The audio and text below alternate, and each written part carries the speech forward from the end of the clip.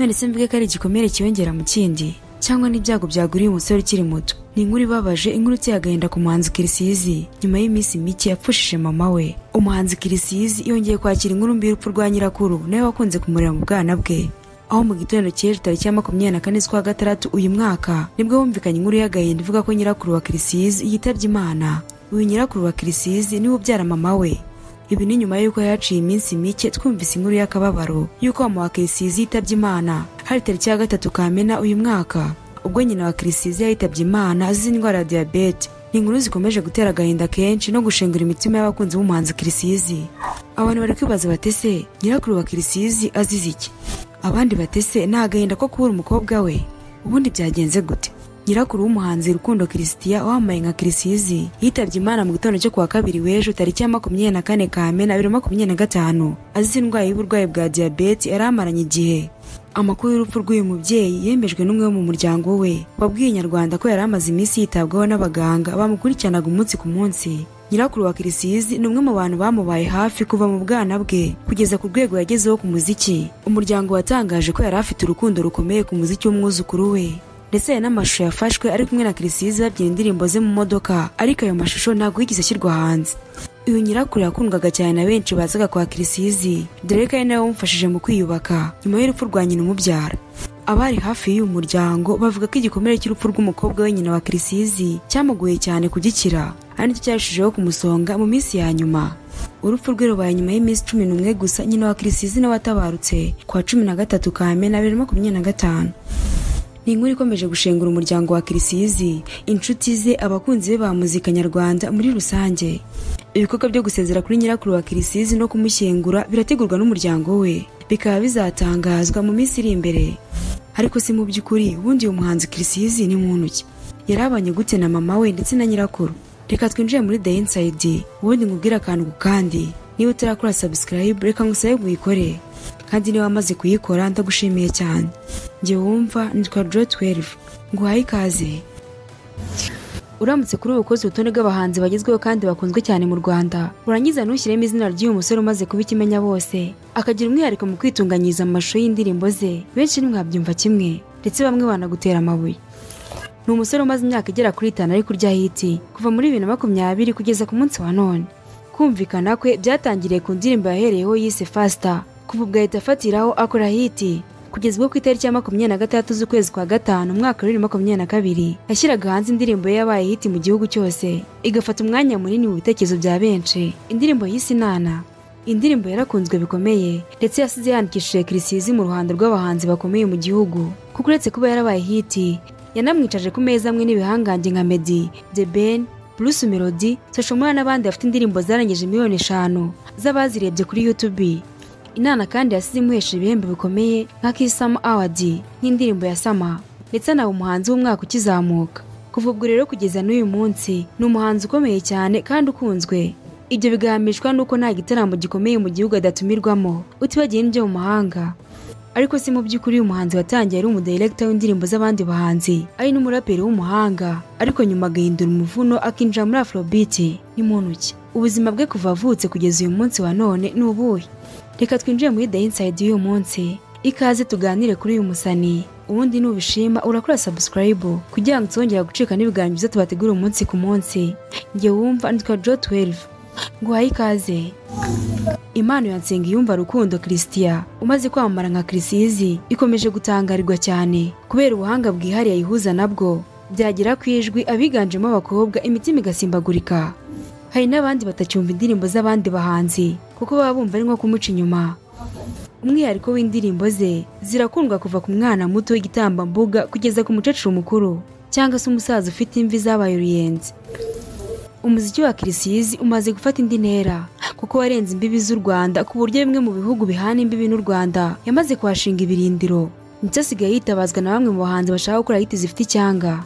Nko kuri YouTube mu bitekerezo biri ku ndirimbo yise Edeni, hari umunya-Uganda wagaragaje ko amaze igihe kinini yaramwihebeye. Ati ndi umunya-Uganda ariko uyu niwe muhanzi mwe rukumbi ukunze kugaragara ku rutonde rw'indirimbo numva kuva ku Nana, Amashu, Basi Soli, Sekoma n'izindi. Uyu ni umuhanzi w'umuhanga, yaba mu miririmbire wumva ijwi ry'ukanyurwa. yabihuza n'umudiyo n'ijwi ry'indirimbo ndetse n'isura yikurura benshi mu b'igitsina gore agahu kakaba gahuye n'umunyotsi. Mu ndirimbo nye amaze gushyira hanze amaze kwerekana ko ari umwe mu bahanzi ngenderwaho muri iki gihe mu Rwanda. Yakunzwe mu ndirimbo zirimo Fast, amashimwe yakoranye na Fireman, Edeni, bigeze ku yo yise Inana bwo bibindi bindi. Yakoze kandi yitwa Basi Soli yakoranye na Pasi Kizito. Iyiswe Rara yahuriyemo n'umurundi Kiriku, Jugumira n'iyitwa Sekoma. Nawe ushobora kuba uri kumva muri aka kanya cyangwa se umaze kuyumva. Kirisizi nibyo koko ni umuraperi waje guhindura umuvuno. Yatangiye urugendo rw'ubuhanzi ari umuraperi. Yagiye agerageza amahirwe mu marushanwa atandukanye ndetse akajya ahirwa cyane nko muri 2016 yegukanye irushanwa rya Talent Zone ryategurwaga na Royal FM ndetse n'anagiye atandukanye, aho bakoranaga mu itsinda ryakoze indirimbo zigiye zitandukanye zirimo iyitwa Uzi Kusetsa, Ese Urabizi n'izindi zitandukanye. Yatangiye kuririmba mu njyana ya Afrobeat muri 2021 ubwo yatangira gukorana na sosiyete ya Giti Business Group ikora ibikorwa byo gufasha abahanzi gusobanura filimi n'ibindi. Yabwiye igihe ko kuririmba ari ibintu yatekerezaga kuva kera ariko kaza kubishyira mu bikorwa ubwo yahuraga na Junior Giti ukuriye Giti Business Group mufasha mu bikorwa bya muzika.